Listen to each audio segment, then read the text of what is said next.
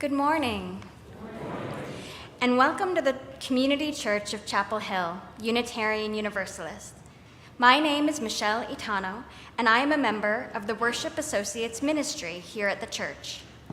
Our minister is the Reverend Tom Belote, and our service this morning is led by Marion Hirsch, a member of our congregation and the Director of Lifespan Religious Education. I especially want to welcome any visitors or newcomers to our church and to call your attention to the special note for you, welcome guests and newcomers, at the bottom of the backside of the order of service. I would also like to welcome any of you attending online. Lyrics and to hymns and all elements of the service may be found on the live stream screen.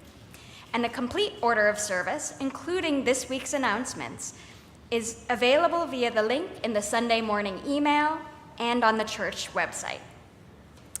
I have an additional announcement I would like to share with you today from the Side with Love team. The Side with Love team regrets to say that this afternoon's benefit concert for the Carolina Abortion Fund must be canceled. One of the trio, the violinist, has COVID. If you have questions or you want to sign a Get Well card, you may stop at the Side with Love table after the service. You may also, if you wish, make a donation to the Carolina Abortion Fund. Our in-person Sunday social will be held immediately following the service. Please turn off or silence any cell phones during our service to maintain a worshipful experience. Whoever you are, whomever you love, however you arrived at this beloved place, you are welcome here. This morning, Terry Brooks will provide a Share the Plate announcement.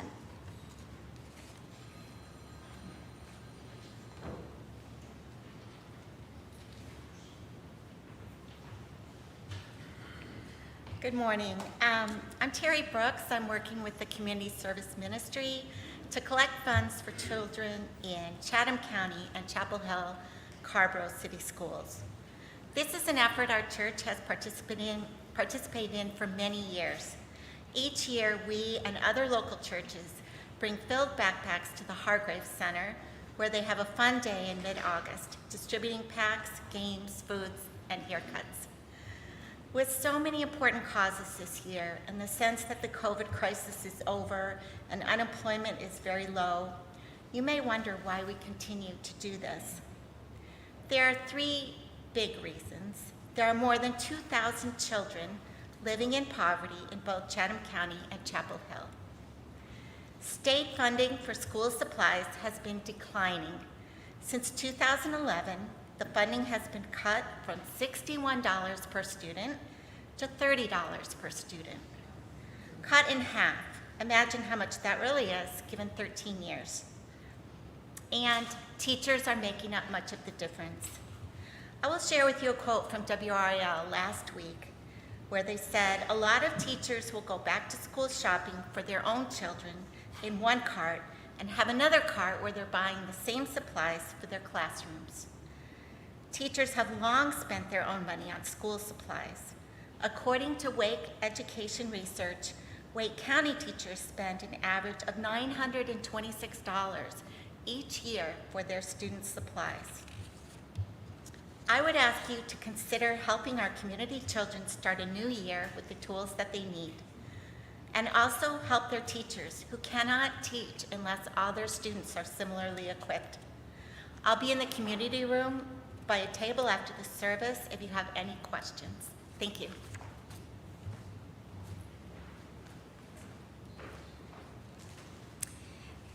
Please stand in body or in spirit for our opening hymn, number 201 in your gray hymnal. Glory, glory, hallelujah.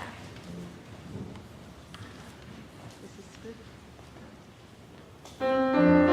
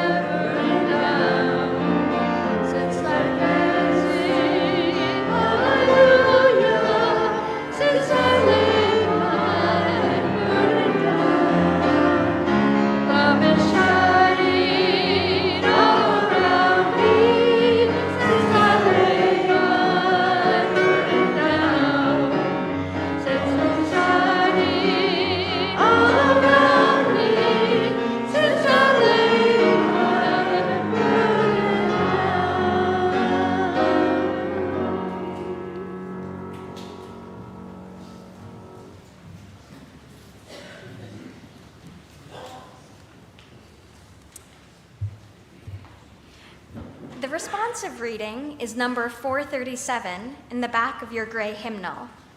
Let us worship. The congregation will read the words in italics, and I will read all the words so that people listening at home can hear the entire reading. Let us worship. Let us worship with our eyes and ears and fingertips. Let us love the world through heart and mind and body. We feed our eyes upon the mystery and revelation in the faces of our brothers and sisters. We seek to know the wistfulness of the very young and the very old, the wistfulness of people in all times of life. We seek to understand the shyness behind arrogance, the fear behind pride, the tenderness behind clumsy strength, the anguish behind cruelty. All life flows into a great common life if we will only open our eyes to our companions. Let us worship, not in bowing down, not with closed eyes and stopped ears. Let us worship with the opening of all the windows of our beings, with the full outstretching of our spirits. Life comes with singing and laughter, with tears and confiding, with a rising wave too great to be held in the mind and heart and body, to those who have fallen in love with life. Let us worship and let us learn to love.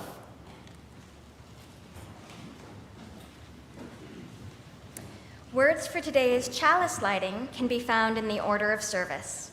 If you wish to do so, please join me in reading them. We gather this hour as people of faith, with joys and sorrows, gifts and needs. We light this beacon of hope, sign of our quest for truth and meaning, in celebration of the life we share together.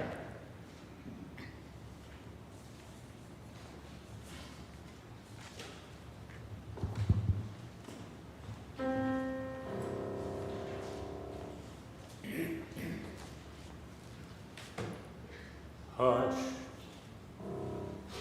hush, somebody's calling my name. Hush, hush, somebody's calling my name. Hush, hush, somebody's calling my name. Oh my Lord, what shall I do?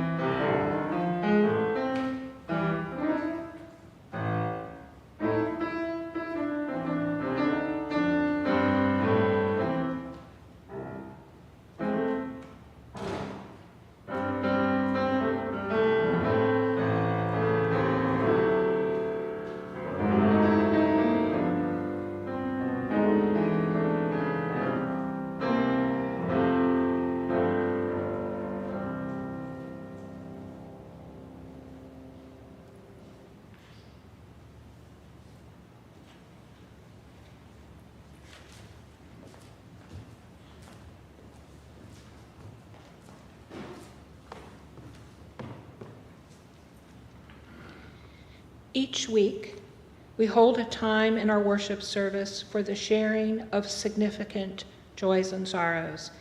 If you have a personal joy or sorrow you would like to share, you are invited to come forward, place a stone in the water. If you wish, you may speak your name into the microphone and briefly share your joy or sorrow. Let us enter into this time of tenderness and trust.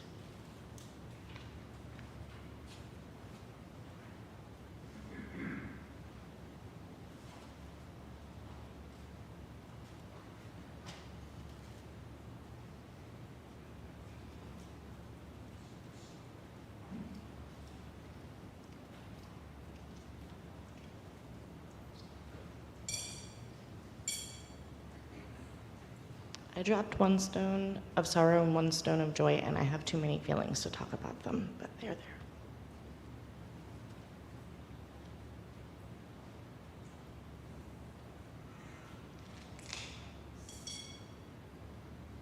Good morning, I'm Caroline Pence, and I have a joy and gratitude to share.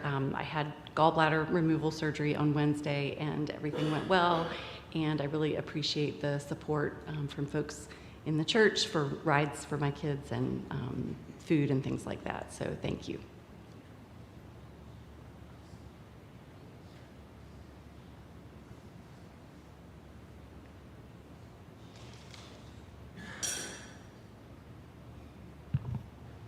Good morning. My name is Elspeth Van Tongeren, and I had a call yesterday from Paris, France, that my brother has died. It was quite a call because her English was worse than my French, and there must have been 10 people around her, and it took me probably 2 or 3 sentences to find out that my brother had died. But I have no details, and I hope to get them soon. We had very little in common besides voices. His voice is identical to mine, and whenever he opened his mouth, it would take me aback and said, "That's me, stop it." So I'll miss him even long distance, but he was 98, and you can't expect much more. And I always felt that since he was ahead of me, I had several years to live. Now I have to bear the brunt all myself.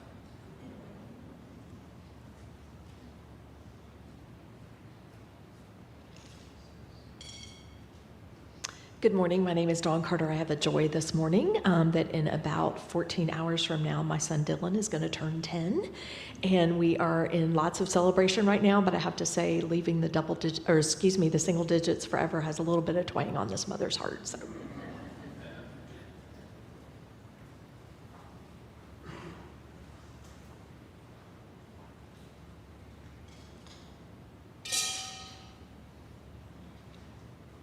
Good morning. We are Susan and Alan Spalt, and the first stone is for Pat Smith. Susan McDaniel called last night.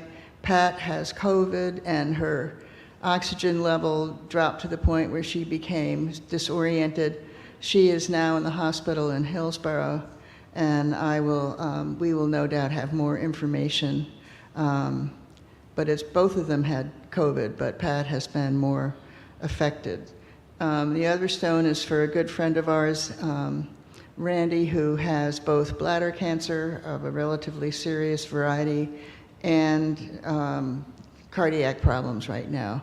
And they're also really going through a lot. Please keep them in your hearts. Thank you. Do you want to drop one more stone?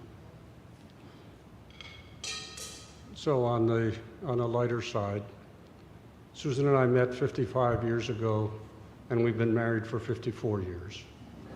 And we're still speaking.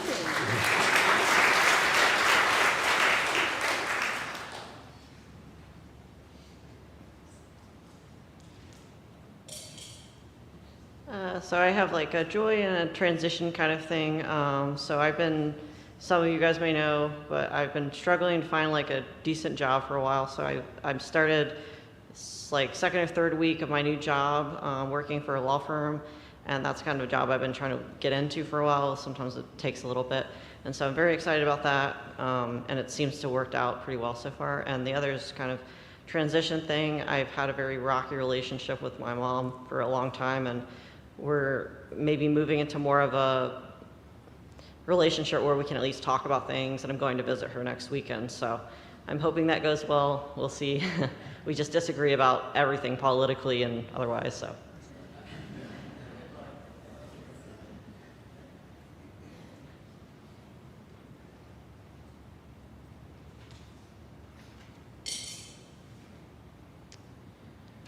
I drop this stone for all the joys and sorrows that are among us that remain unexpressed. As we enter into a time of meditation and prayer, let us remember that our joys and sorrows and gratitude and despair are all mixed up together, and for us to hold compassion for ourselves, for each other, and for the world.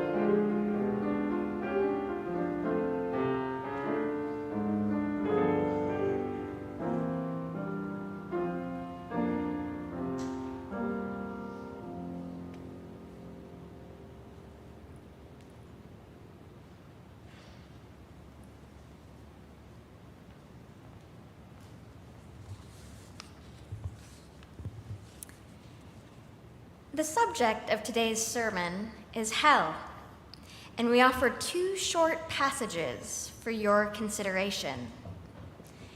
The first one is from arguably the most famous sermon in American religious history, Sinners in the Hands of an Angry God. It was given by Jonathan Edwards, a congregation minister and theologian, in 1741 in Northampton, Massachusetts. It was given in the midst of a religious revival called the Great Awakening, which now can be understood as the beginnings of the American evangelical movement. It might be familiar to you because this sermon is often taught in high school American literature classes. Edwards says this in his sermon: "The God that holds you over the pit of hell, much as one holds a spider, or some loathsome insect over the fire, abhors you and is dreadfully provoked. His wrath towards you burns like fire. He looks upon you as worthy of nothing else but to be cast into the fire. He is of purer eyes than to bear to have you in his sight. You are 10,000 times more abominable in his eyes than the most hateful, venomous serpent is in ours. You have offended him infinitely more than ever a stubborn rebel did his prince, and yet it is nothing but his hand that holds you from falling into the fire every moment. It is to be ascribed to nothing else that you did not go to hell the last night, that you were suffered to wake again in this world after you closed your eyes to sleep. Certainly less familiar to us is the theology of John Murray, who was one of the founders of American Universalism. He was born in England in 1741, the year Edwards wrote Sinners in the Hands of an Angry God. John Murray came to America in 1770 and shortly started a Universalist church in Gloucester, Massachusetts. His ideas about God and hell were very different. His theology can be summed up in this quote ascribed to him: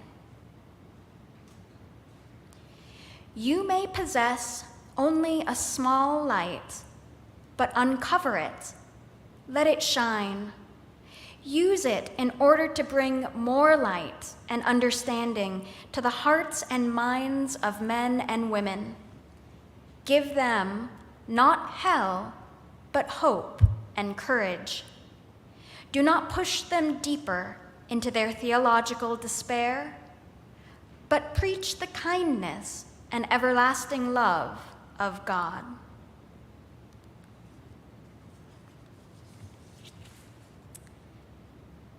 Freely have we received gifts that minister to our needs of body and spirit. Gladly we bring to our church and its wide concerns a portion of this bounty. If you wish to donate online, there is a QR code on the back of the order of service, and there's information on the church's website. Today, our generosity extends beyond our walls as we give today's Share the Plate. Remember that you can donate online, or if you are writing a check for backpacks for students in Orange and Chatham counties, please write STP in the memo line. We will now receive the morning offering.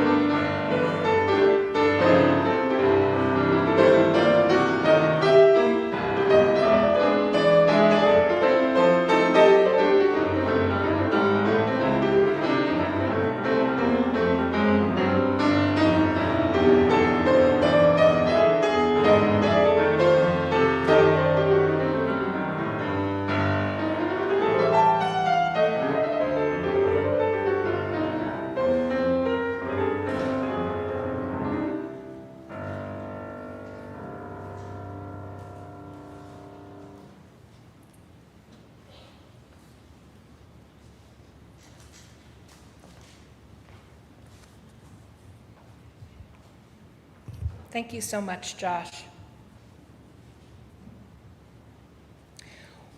One of the ministries of this church that you might not know about is our campus ministry on UNC's campus. When we became Unitarian Universalist in 1993, our first settled minister, Charlie Cast, began a campus ministry quite soon after he became our minister.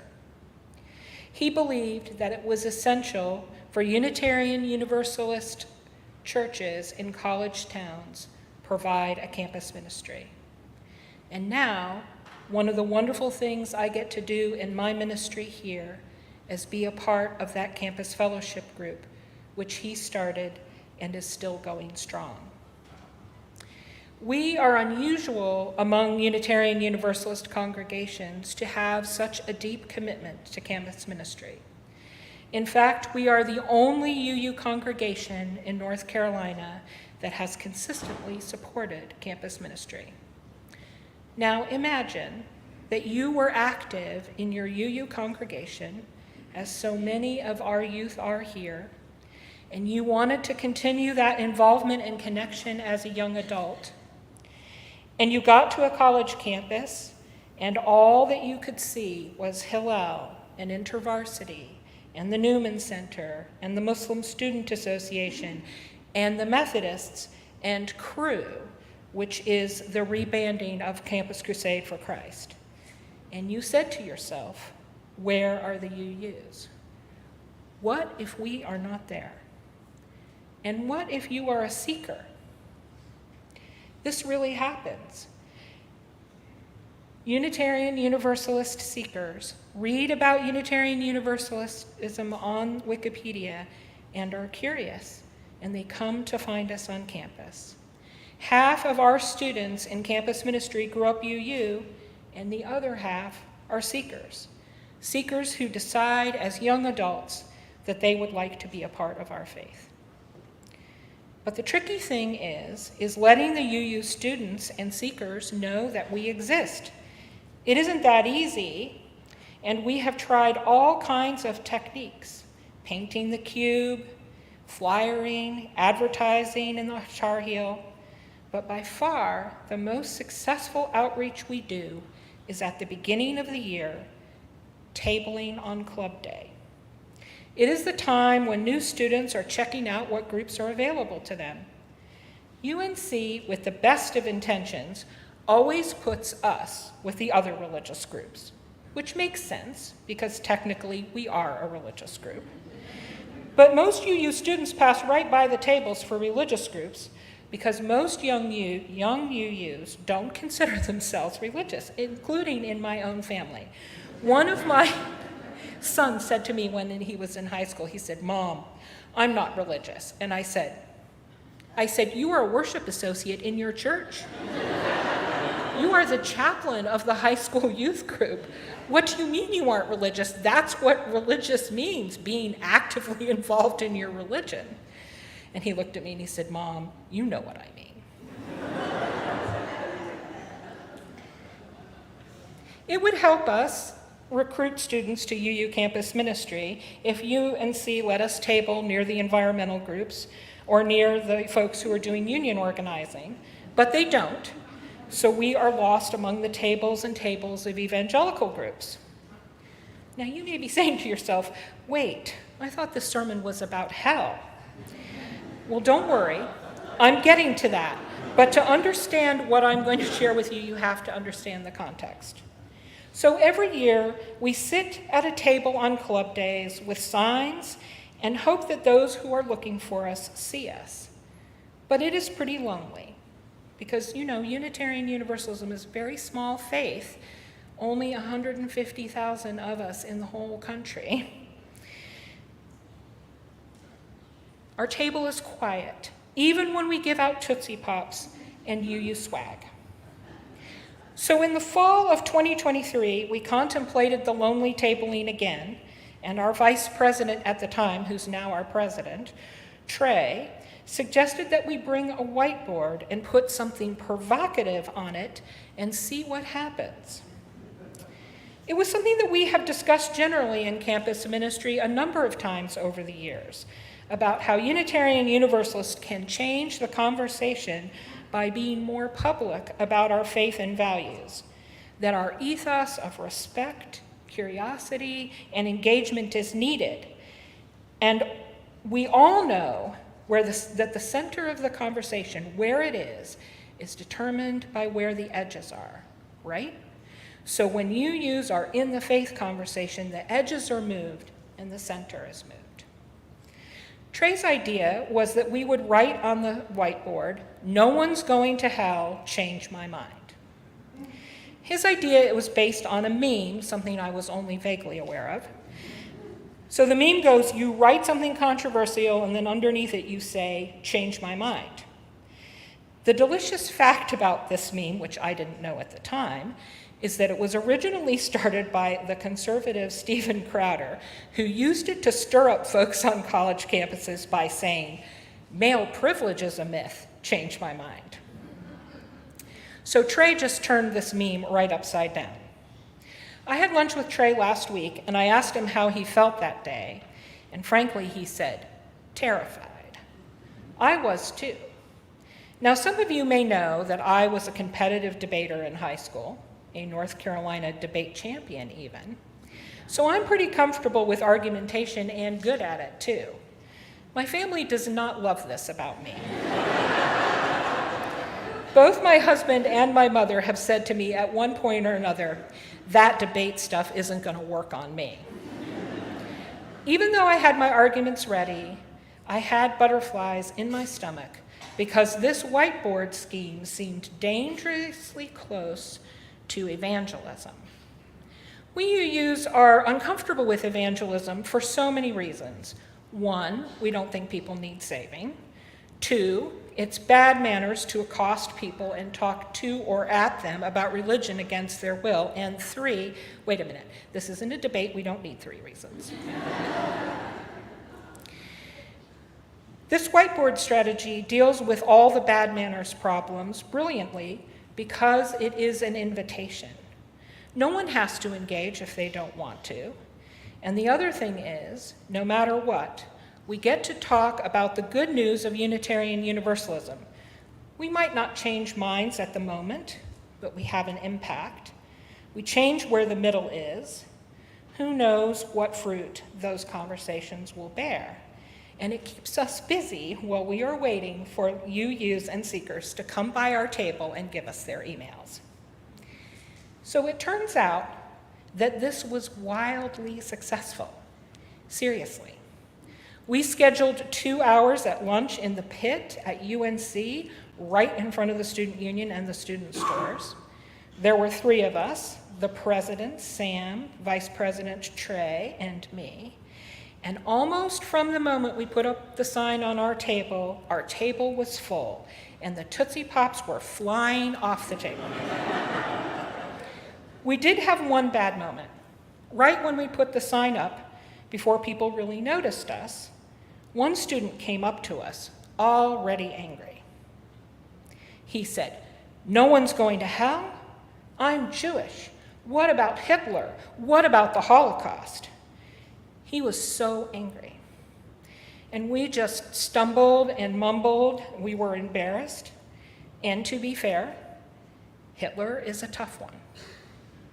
And then I said perhaps the dumbest thing possible. I said, "Well, Jews don't believe in hell." And he looked at me with such disgust. He could have said, "That debate stuff isn't going to work on me." That was a very bad moment.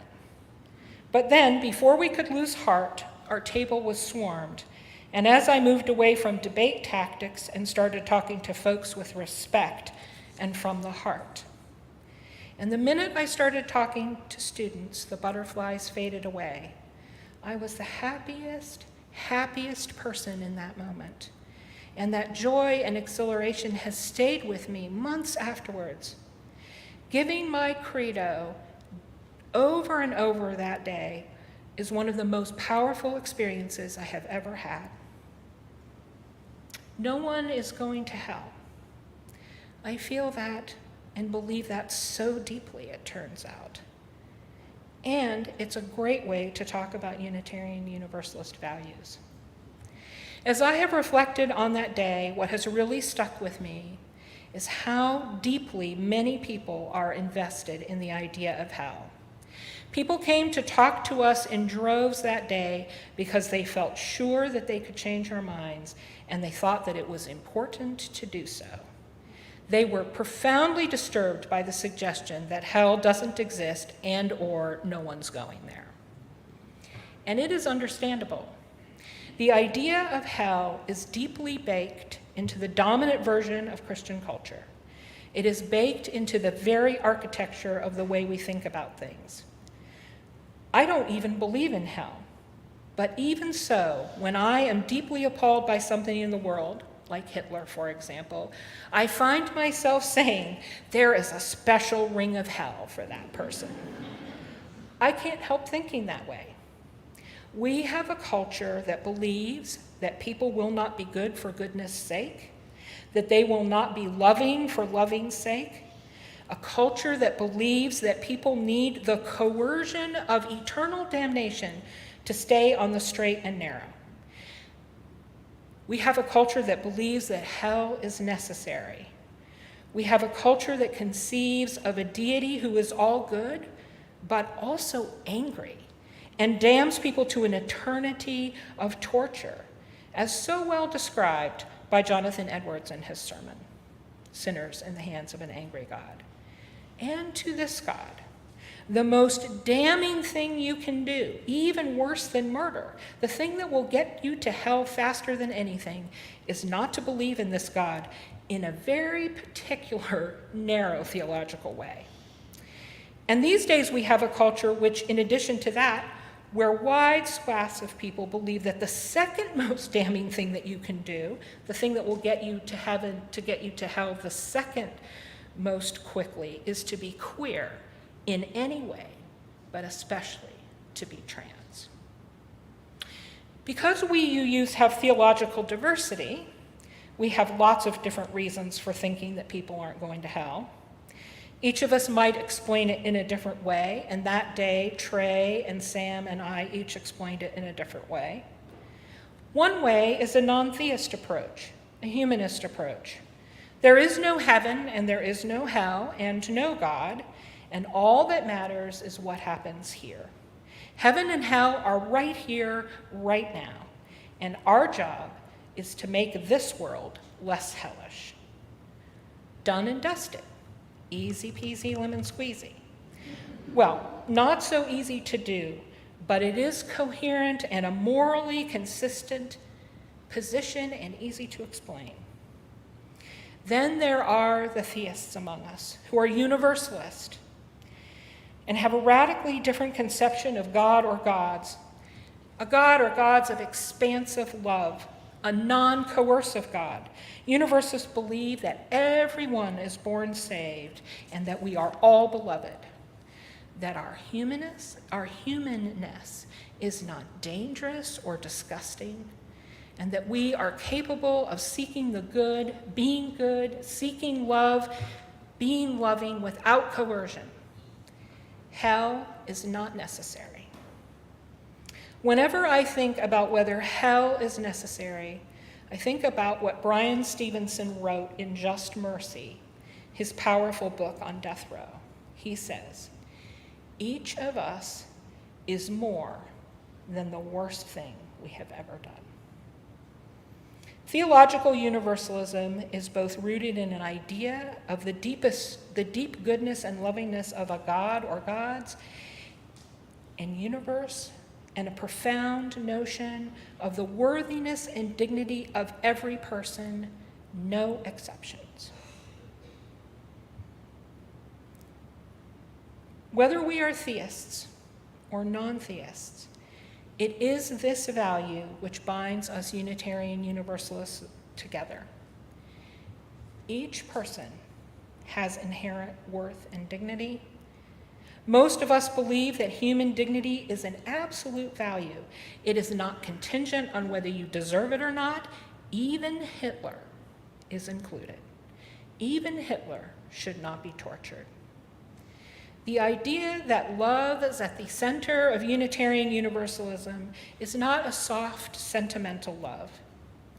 It is often said that justice and dignity is what love looks like in public, love writ large. We Unitarian Universalists can look at the horrors of the world clearly and still reject punishment, revenge, and retribution.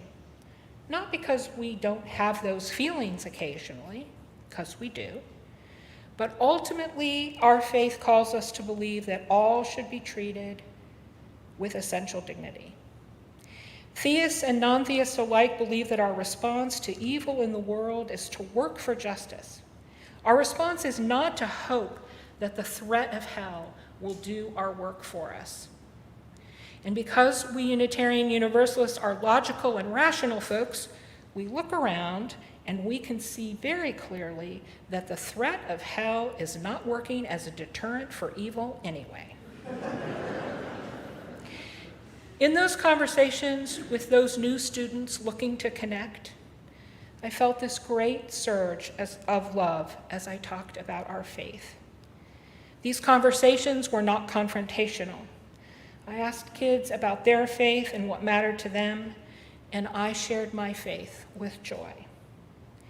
It occurs to me that we should share the good news of Unitarian Universalism, its values, its faith, and theological diversity. Our involvement in the public conversation changes the parameters of the conversation, and our sharing might bring us joy and bring hope and courage, as John Murray says. And most importantly, how will those who are seeking us know that we are there if we don't tell them? Amen, and blessed be.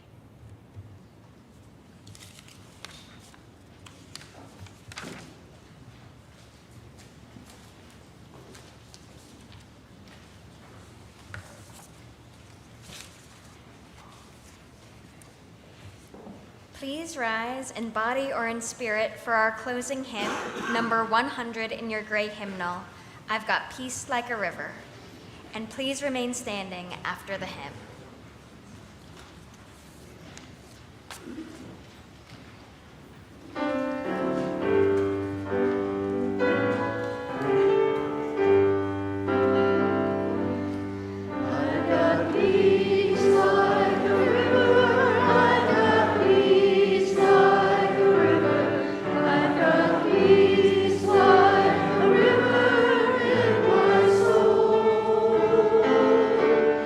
I've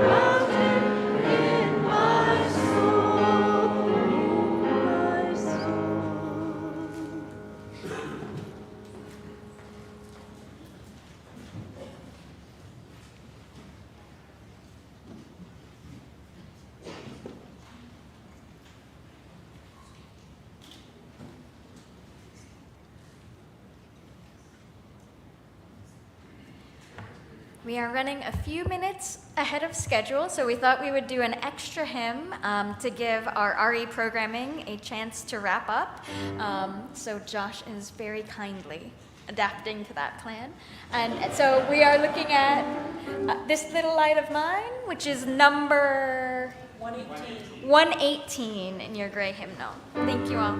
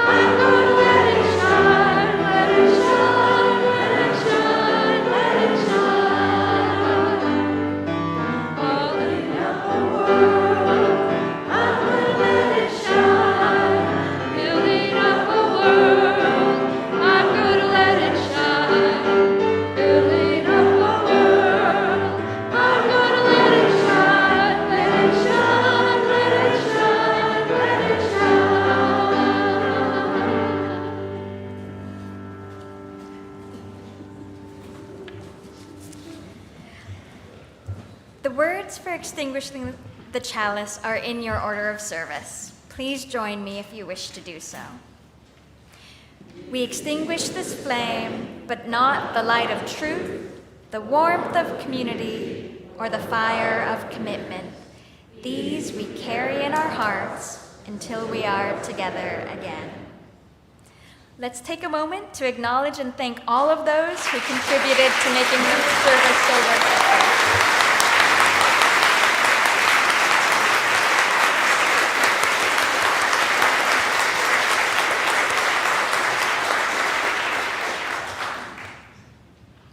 Now please join us in singing Shalom. The words are in your order of service, and as you are comfortable, please either hold hands with the person next to you or cross your arms over your chest.